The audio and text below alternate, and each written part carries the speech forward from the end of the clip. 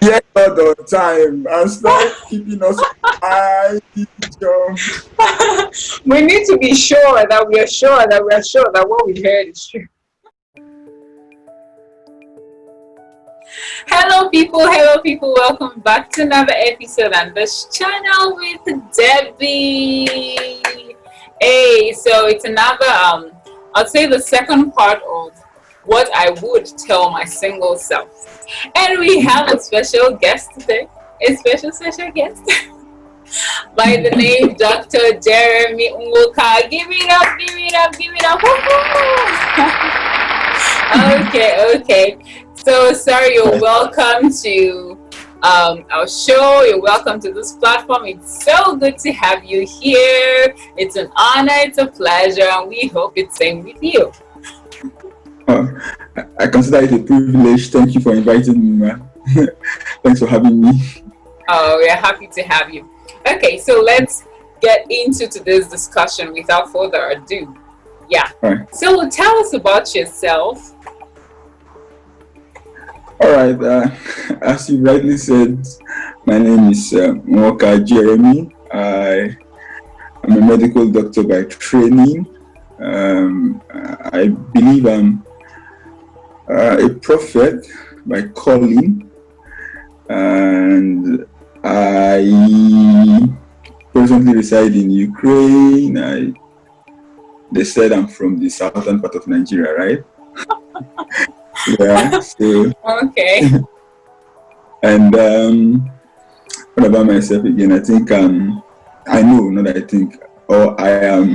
married to the queen of my heart.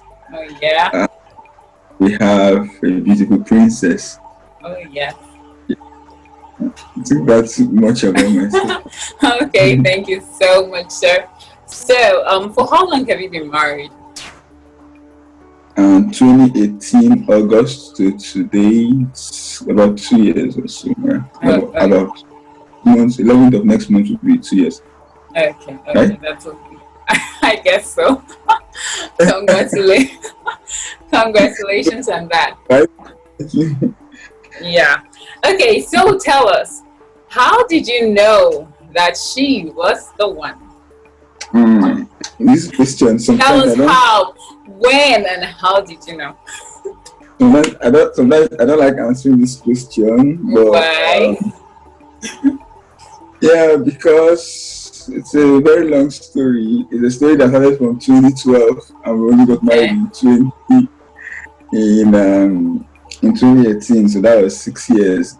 Okay. So how do I know she was the one? Firstly, I believe that once every man finds purpose, the next thing that God gives to the person is a partner.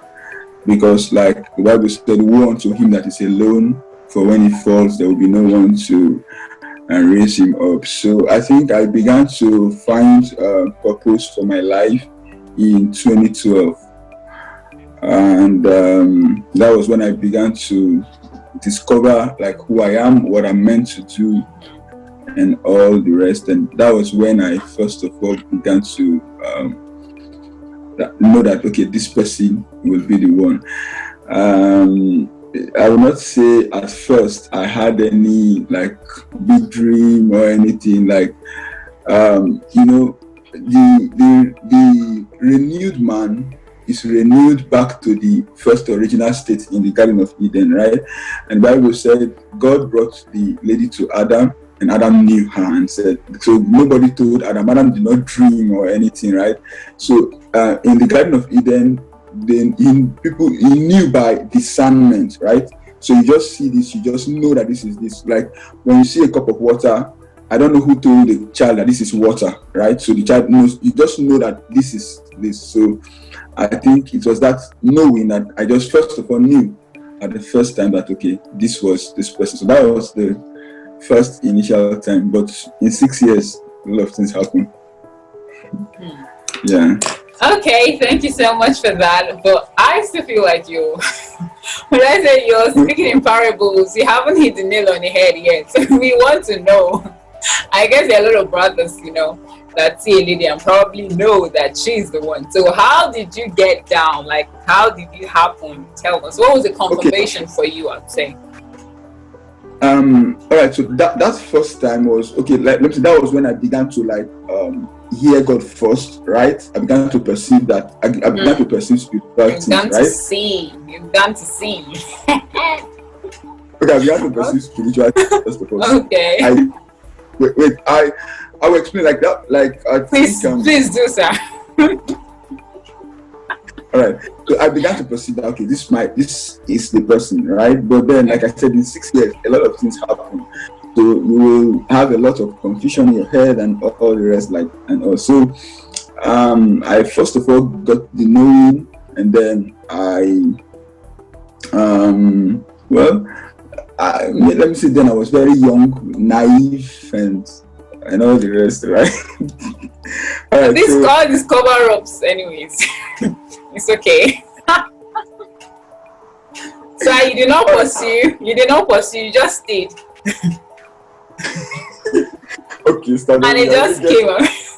No, but we need to know, because my beloved brothers who are viewers on this channel, we want to know. They want to learn. I mean, what would you tell your single self? All right, okay. The truth about it is that, I think I did make an initial move, right? So I told her that this is what I believe that God is showing me and all. And I think she wasn't interested. Like, she wasn't just she just waved it off, and in fact, she was pissed off, right? So brothers, don't give up, eh? When you make the shot and the sister is not happy, don't worry, keep pressing. I think she began to avoid me and things like that. And normally maybe she would greet every other brother in the church after service and all. But this, I think she put on the danger alert on me, and then I think I had there are so many confirmations and all, but I think the deal breaker was I think there are so many, I later on, as things pressed on, I had dreams, I had revelations, but you have a lot of dreams. The truth is that if somebody says, okay, I want to actually pray for, I had a lot of dreams of so if you say, okay, I want to begin to pray, sometimes in the multitude of the things in the person's heart, you understand, you see a lot of people, you like a lot of people and all the rest, so you could go and sleep and you dream, and then you understand, so just like that also, I had a lot of dreams and all the rest, right? But then I think sometimes I would pray and ask God, because in 6 years, if you are relating with somebody in 6 years, a lot of things happen in 6 years. So that's how I would pray and ask God, okay, Lord, if this is really this person, right? If this is really it, then let so and so thing happen, or let her do so and so thing. Okay, I think I remember the very first one was I prayed and I asked God. I said, Lord, okay, if she's really the one, because I understand, okay, sometimes I have some part of me that I knew that anybody I was sitting with, you have to deal with a lot of patience, right? You have to be patient a lot. So I told God that so God told me that, okay, something will happen, and then the word she will say is that I will be patient, right? So something happened that day, and then I think we got into an argument, and then when we were resolving, she said the word I will be patient that same day. So I think that was the very first one, and then a lot of other revelations and dreams like that. But to me, what I would just say, if somebody wants to know if a lady is the one or the lady is not the one, is that everyone knows the way God communicates with them. God communicates with people in different ways, right? So the Bible said, my sheep hear my voice, and they know the voice. You know the voice of God. The voice of a stranger they will not follow. Definitely, I want to also say something, that if we pray to God for a solution for something, sometimes the very first person that will meet you with an answer will be the devil, right? When Jesus Christ fasted and finished praying in Luke chapter 4, on the mountain, the very first person that came to meet him were not the angels that came to minister to him. It was the devil that came to tempt him like 3 times, right? So, but then you will know the voice of God. The voice of God will not lead you astray, it will not lead you out of scriptures, right? So, I think that was what I followed, and I think I talked to a few of my leaders about it. And when it was time, I think about in 2015 or so, I had to talk to my pastor then, and then he, with guidance and counseling, he guided. It was not a smooth journey anyway. It was not a smooth journey. She really played hard to get a lot there. But we thank God.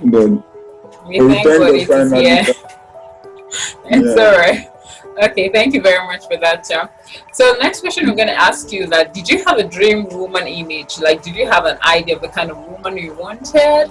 And if you did, how did it play out? Why we're asking this is because sometimes you hear both male and female. Okay, everyone has an idea of maybe the kind of woman they want or the kind of man they want. And then people are like, oh, no. A school of thought is like, okay, at least you have to see the person, be attracted to the person and all that.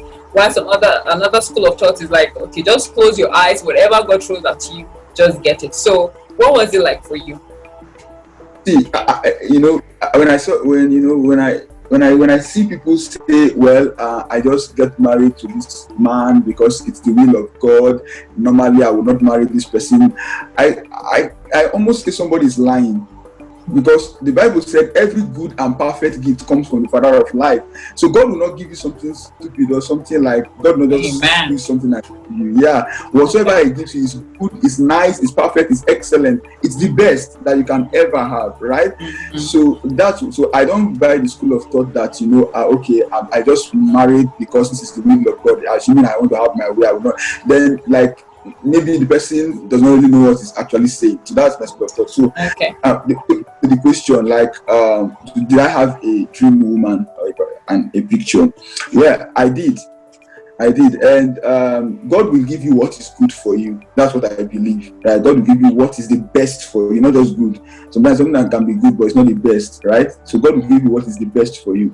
So I had a picture, and the picture I had was someone that will actually fulfill purpose with me, someone that will be in the same line with purpose, with God's purpose, God's calling for my life, God's will for my life, someone that has the same dream, the same passion, the same idea with me, that someone that will run with the same vision, someone that can carry the vision. I think that's the ideal dream that I had, and I think God did not just meet my expectation, I think He exceeded my expectations.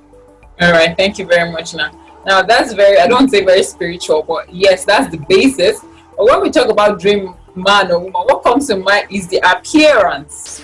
Because we're talking about attraction. When people say, okay, this is not their kind of woman, but they just accept it. Because so was there any in your own case or situation? Did you have maybe an image? Okay, maybe it's possible that you did not stick to it, like you were not bent on it, but did you have and then how did it turn out, and what would you tell your single self about?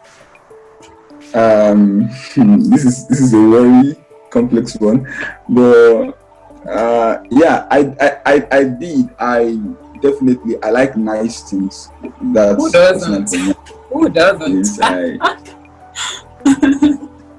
I like nice things. Okay. I like nice. Let me be moderate and modest with my words. Okay, it's alright. I like. I had the kind of maybe shape that I wanted in my head and all the rest. Yeah, and I think I got what I want. Hallelujah! Are you hearing? Is that the righteous shall be granted? This is the truth. God will not give you what is not good. Yeah. That's just the truth. Yeah. I think I got what I actually wanted. Yeah, what you decide. I just want to be modest with my words, right? Let me just be. It's okay. We understand. It's okay. So was there any time like during or before marriage you contemplated your decision, and then how did you go about it? Sometimes, maybe as a result of challenge. Okay. I perfectly understand the question and where you are coming from. So that's why I said that 6 years was a long time, right? Yeah, 6 years was a long time. I was waiting and hoping that you asked like a question like this so that I can actually answer. 6 years was a long time. Yeah, I did so many times. Like so many times. I think there was even a particular point in time where we were like, okay, you know what, this is not going to work. Everybody go your own way and don't talk about it again. Do you understand? Yeah. We came to that time at least 2 or 3 times in it. Yeah, but what helped me or what helped us, I don't know particularly for her what helped her. I think that she was just bent on doing what God wanted her to do and not what she wanted to do. I think if she wanted to go her own way, maybe she might not have, gone with me at the end of the day. But I think right now I believe that she's happy with her decision and she thanks God for it, right? And so also me. Yeah, there were times where I felt that, okay, you know what, this thing is not going to work again and all. Probably because like we had a lot of misunderstandings, like incompatibility issues. We are not understanding things from the same angle and all the rest. And probably for me, it was more of like, okay, why the long wait to give an answer, right? Yeah. So, how I don't know how she went about it. I think basically maybe she prayed about it also. But for me, how I went about it was that at the point in time when I was like, okay, you know what, I'm going my own way. And I think at the point in time, I even told my pastor that, you know what, like, let's forget about this thing. I want to do my own thing. And then he counseled me, he talked and all. And then something happened. Like I met a couple. I met a man that had that was married, and like I went to his place and all, and I saw the issues that he was having, right? And it was almost like maybe he didn't really seek God's face well properly, or he didn't follow what God really wanted for him, right? And during that time I began to see like a lot of issues with marriages of people that like didn't really do the right things, right? So, and I didn't want those kind of things for my life, right? I didn't want a disorganized life and all the rest, right? And I saw how like disorganized people that like go into the wrong marriage could be. And that time I think one quote was like spreading around. It was the quote of if you marry a wrong partner, the devil probably leaves you alone because he settled you for life. Yeah, so I mean I didn't want to get the devil's settlement. So I think it put me in check, and I just had to at the point in time be like, okay, if love is patient, then I have to be patient. Yeah. So I think that was how I back. All right, thank you very much for that. There's just one more thing I want to point out because I think this is important. How did you resolve your differences before forging ahead? You know, it's one thing to decide that, okay, yes, you're going to forge it, but how did you go? Maybe if there are practical steps you can share with us so that others who are in this situation or similar situations can know what to do about it.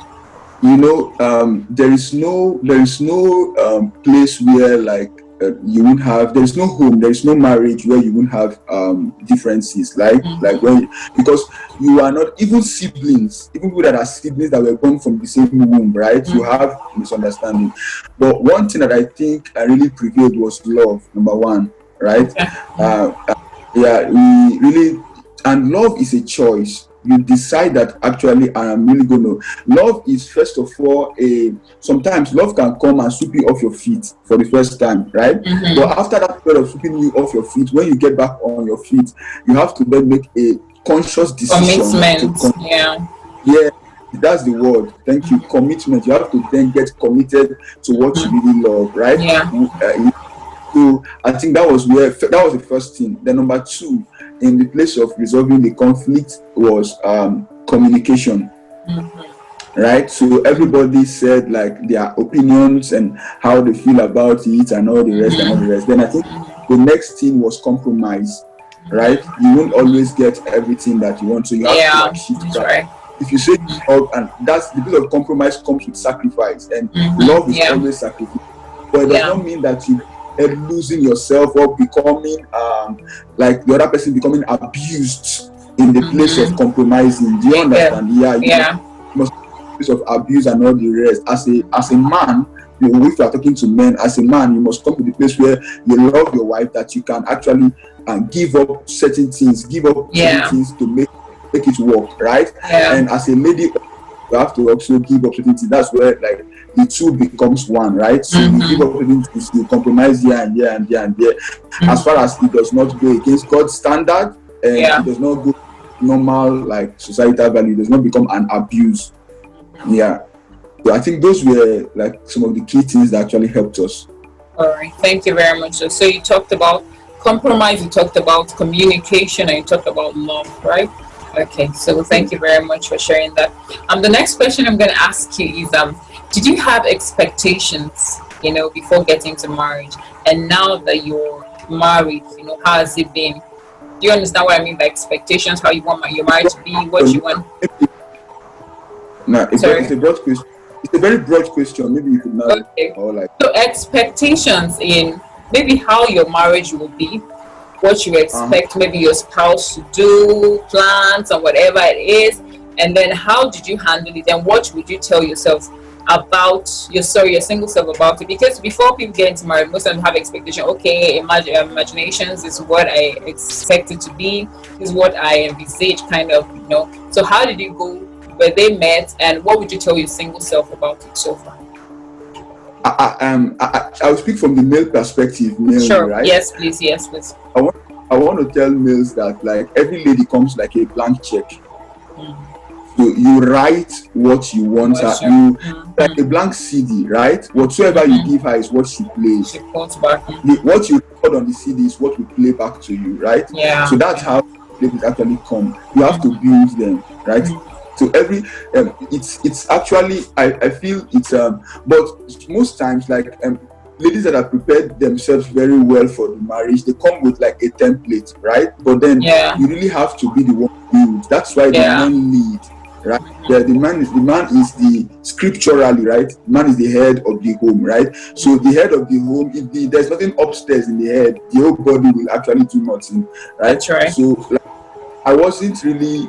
I think I studied a little about marriage because you can't actually even study 50% of it before you get into the marriage. Okay. So I think I did a little bit, and I got that part that she actually becoming with a blank check. Right from the period of courtship, like we're already building. You understand? I'm trying to know. Okay, this is that, and I actually know that it has to be a building process. Yeah. And even up now, like we're still building by the grace of God.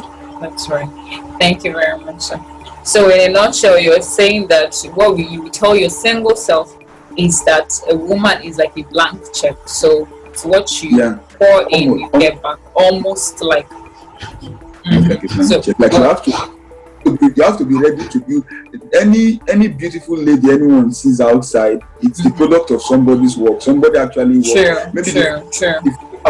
Lady has worked on. Before you married the lady was very, very beautiful, pretty. Like you saw her when she was pretty. That's why you were attracted at some point, or something attracted you to her, right? The parent or somebody, the guardian, was taking care of her, was pouring into that's her. Right. That's right. You probably have to step up the game and build your way to whatsoever you want her to. Yeah, that's right.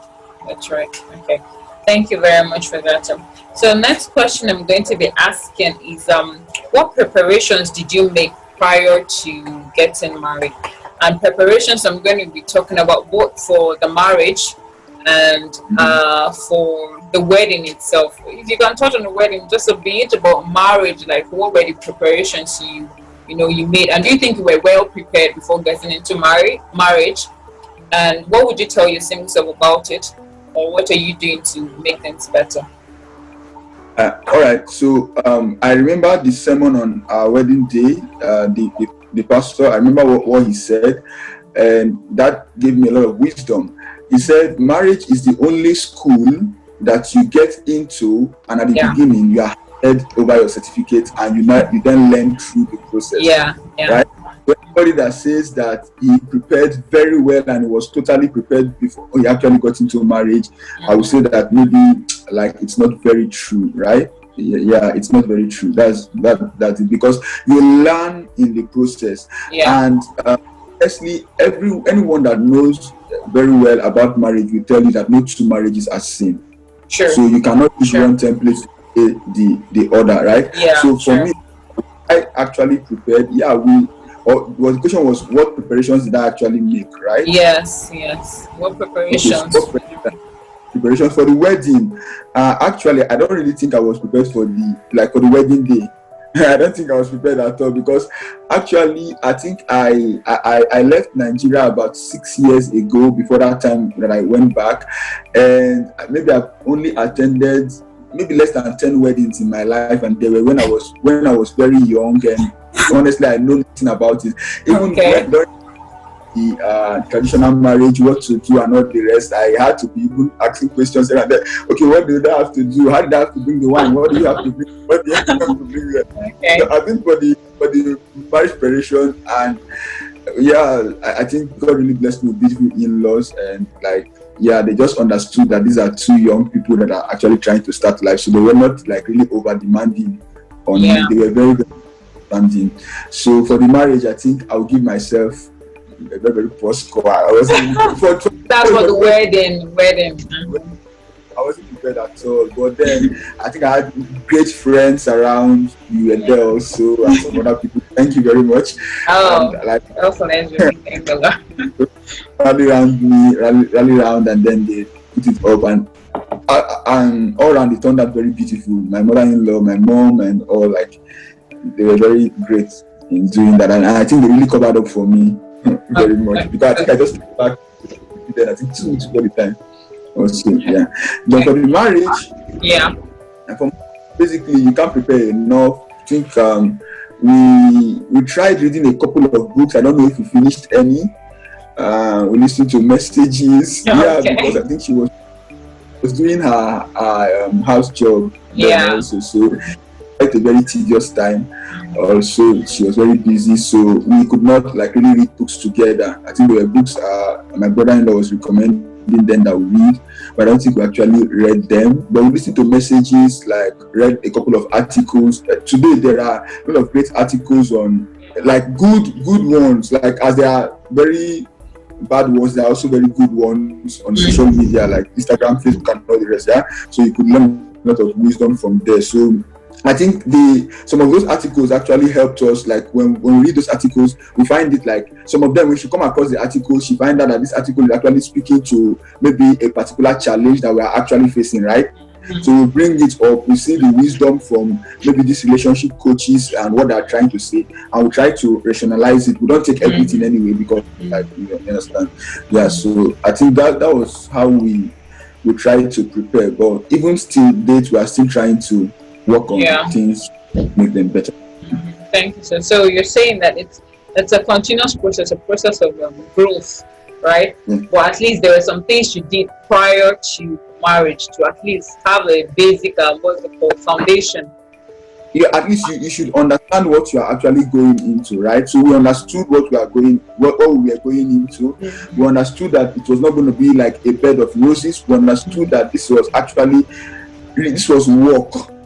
Marriage is actually much more than the honeymoon and everything all right. It's work. It's a ministry given to two people to actually fulfill. So we understood this from the beginning, and we knew that it was actually going to be real work to do. So we set up that we're going to actually work on it. And I just feel that and also I want to say marriage is a successful marriage will be made up of two great forgivers that they will just keep forgiving themselves. But then I would also say that sometimes I sit down and think about it, and I don't really want it to get to the place of abuse, where actually you are abusing the other person. Two great forgivers, but then it could easily drag into an abuse. And the other person is being abused because the person is saying, "No, I just want to be Christ-like. I just want to forgive." Especially when we are Christians, right? It can really drag into abuse. So there's the time you should speak out, and then time you should sit down to communicate, to deal with whatever issue it is. Yes. All right, thank you. There's any part I'm leaving out? No, I think we're good there. We're good. Thank you very much for that. So let's go on to the next question. So we want to talk about sexual intimacy. It's a big issue in marriage, and especially in the Christian folk. Sometimes it's the thing that people shy away from. They don't want to talk about it or that kind of thing. So how was it for you? Did you talk about it before getting into marriage? And what would you tell your single self about it? You know, there's a part of some people say, okay, you have to try the person out before marriage, so you know what's up and all that. How do I believe that you people, honored God? So how did you manage it so that others can learn? I don't know if you understand the question. Yeah. Okay. So how did we manage? How did you manage, or how do you manage actually the sexual intimacy part? What can you tell your single self about it in marriage now? Looking back retrospectively, what would you tell your single self about it? And concerning the fact that it's not something you try out before marriage, in honor to God and His word. So how were you able to handle it? Did you discuss it before marriage? Because it's something people shy away from, but it's an important part of marriage. So did you discuss it? What was the dynamics like so far that you can, share with us or share with others of them? Yeah. Okay. So first of all, the aspect of trying it out before marriage, I think it's a big no-no, because it will do a lot of damage. I as we read from books and all the rest, we believe that it will do a lot of damages and all the rest, and actually God warns against it in scripture. So that is just a clear no-no. Then did we discuss it? Definitely. I think we did a class, this training class in the ministry. Okay. The 14th class stuff. I think on the 13th or 14th topic, it was about this topic. So we were sorry to cut you in. The class you're talking about, courtship class, right? A courtship class, yes. Okay. Was that class organized by the church where you worship, or was it a personal thing you signed up for? Yeah, no, it was. It's compulsory. Like, we got wedded in the ministry of her parents. Like, I think that's the right thing. We married in the ministry, right? Yeah, I'm asking questions so that others can know. They can understand that. It was made. It's a standard. The 14 classes, you have to take the 14 classes. Although they were nice and lenient to us, understanding that I wasn't in Nigeria, so some of the time it was done over the phone with me. And when she goes back, then maybe when she had some break, and also they just do some crash courses for us and all the rest. So I think that was either the 13th or the last topic, right? Because when they're doing that course, if there's anything that comes up within the course, because you discuss everything from communication, finances, interrelation with in-laws and all. So telling yourself about yourself and all. So they still give you the option. If anything comes up here like that, you feel that you cannot proceed, you can actually end it here. Right? A broken courtship is better than a broken marriage. That's right. So they told us about. So we talked about the sexual intimacy. Yeah. So to me, I would say to my single self that we, especially some brothers, we have very, very high expectations of what should happen on the first day, on the second day, and all the rest. So I'll just tell my single self, just chill. You have the whole of your life for it. That's right. You have the whole of your life for it, and it's a continuous process. Exactly. Like you keep learning every day and every day. So don't be this like this whatsoever. And most of the people that actually build all those expectations, you can't compare yourself to people in the world, because they've already got a lot of things that, like, you as a Christian, your own convictions don't really allow you to do. So you just take your time, like, be patient with each other and teach each other, and then just work it out. And like, know what is the preference. But I really feel that everything should be well discussed. This is a very, very sensitive issue. Like, what you really want, what you don't want, what you really want to do, and what you don't want to do, and all the rest. Some people prefer I'm sorry, I don't know if some people prefer some ways, some styles, some kind of things and all the rest. You understand? Why some people don't like some styles, some ways, some things. We've seen cases where after the marriage, the brother comes and tells the sister that, okay, you need to stand on a pole and stand on the wall, and do you understand? Do some kind of things and all the rest, right? And the sister is like, what's that? This is really strange to me. You understand? that on the pool and jump or be making backflips or something like that. Like, you have to actually communicate it, right? Yeah. Know what works. And this part is really, really, really important, right? So if something is not, if it's not going to suit you, and like there can't be compromise, so I think that it's something that it should be considered properly before you actually go into it. It's very, very important. So I think that they should really, really speak about it, right? Their preferences and what you think and what you think and what you don't think and what you don't think. Yeah, and also in discussing this part, also I feel that people should be open to themselves. Some people, like some things about yourself, especially when we talk about health wise right now. Yeah, and then like if there is any like health challenge in any of those area, I believe that the person should be open and speak about it and all. Yes. All right. Thank you very much, sir. We appreciate that. So the next question we're going to be asking you, did you have any myths or misconception about marriage, and what was it like when you got into it, or how did you handle it? And what would you tell your single self?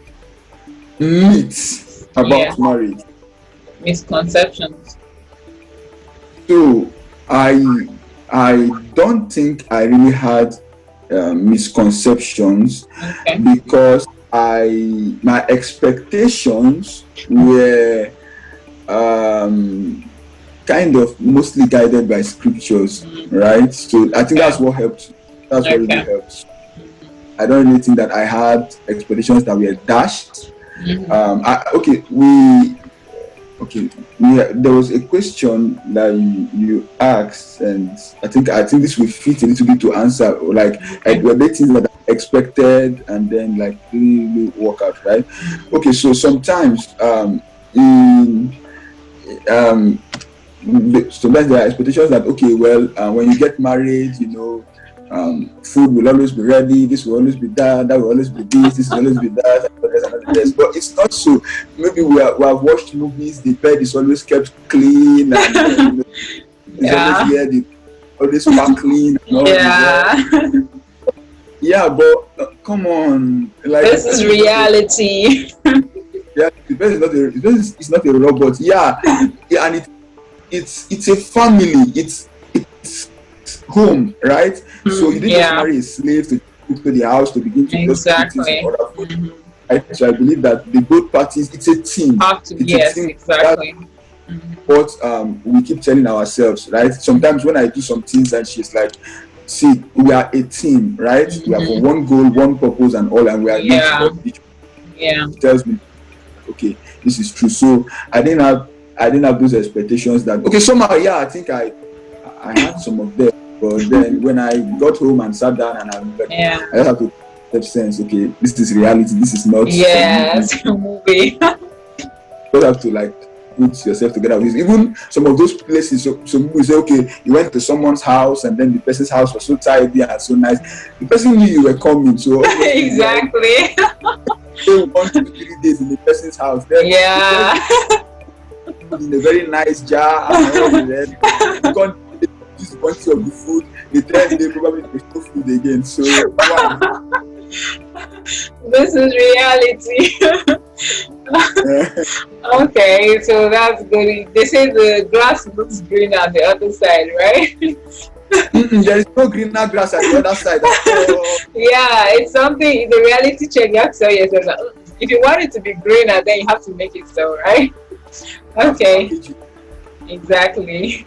Thank you very much, sir, for that. Okay, so next question as we're rounding up, we want to ask is what do you enjoy most about being married? So far, what do you enjoy most about being married?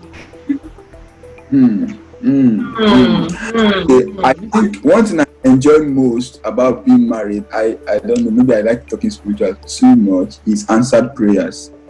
Honestly. Because this was the foundation on which this was one of the confirmations I got, right? One shall chase 1,000, two shall put 10,000, like two at one, right? So that there were some doors, some things I was pursuing before I actually got married, and immediately I got married, they began to actually open up, right? So he that finds a wife, it's found the favor of the Lord. The special flavor that the God sent ones actually bring. And I think she really did a lot in that part. Then things I enjoy most again, I enjoy being taken care of. Okay, that's good. That's good. All right. So thank you very much. Don't put something the other day and they're like, oh, my journey has started with.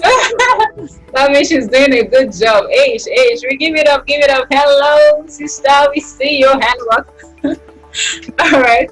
Thank you so much for that. So the next thing I'm going to ask you is, what do you miss now that you're married? I don't like calling it this way, right? But there was a time, like, I think we had an idea, but I was like, I want my freedom.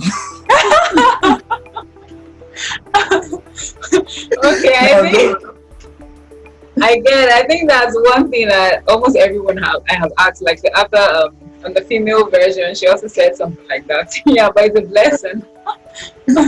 Yeah, it's a blessing, but then like it comes with its responsibilities, right? Yes, so yes. You don't just stand up and make decisions for yourself. I remember then when I was single, like I could travel all around Ukraine in a week. Yeah. To there, and I'm back here the next day, and right now when I want to travel, I have to first of all calculate everything and all. Yeah. Right. So you don't just stand up and make decisions. It makes you responsible. Exactly. Right? It actually comes. Yeah. So that part is, I think, the part like. Yeah, but then you can't eat your cake and have it. You must. Of course. All right, thank you so much, sir, for that. So as we round up finally, in conclusion, what would you tell a single brother or a single sister who's waiting on the Lord from your own experience so far, experience of others? What would you tell them? One, when God gives you a word, don't try to go, you heap a lot of problems to yourself, right? Even if it tarries, I'm talking about the brothers now. Tarries, please speak to them. They need to hear. Wait for the word, and actually seek God's face, right? And seek God's face. He will actually give you the best. What is like, he will give you the best, right? Then for sisters, try and help the brothers' ministries also, right? Please, how? Explain. We don't understand. The sisters, you understand? If you understand, write in the comment section. Yeah, all the time, and start keeping us high. We need to be sure that that what we heard is true. And also I would say, like, just chill, take it one step at a time. And I will also say walk in faith, right? When we began preparing for the wedding, it's not as if we had all the funds and everything together, but as we fixed the date, things just kept coming and doors just kept moving up, and so until you move, nothing will move, right? Amen. So move with God's leading, move with God's direction, and then like things will open up. And when you get married, know that like you are a team, you are building yourself, you are working on yourself. You are not perfect together, but you are not perfect individually, but together you become perfect. And love one another. That's another rest I will talk about. Yeah. All right. Thank you so much, sir. We really appreciate you being on the platform this episode. We really appreciate. Thank you so much for honoring our invitation. Thank you. I see this as a great privilege. Thank you for inviting me. God bless. We're happy. All right. So thank you, beloved viewers. I believe you had a great time with this one. So you can see my screen's already dark. Let me not say anything further. But it is well. We're glad we made it this far. So please don't forget to leave your comments in the comment section, ask your questions. We'll be able to reply and answer as much as we can. So thank you so much, Dr. Jeremy Nwoka. It's so nice having you here. Thank you, ma. It's a pleasure and a privilege. I appreciate it. Thank you so much. So till next time, bye. Bye.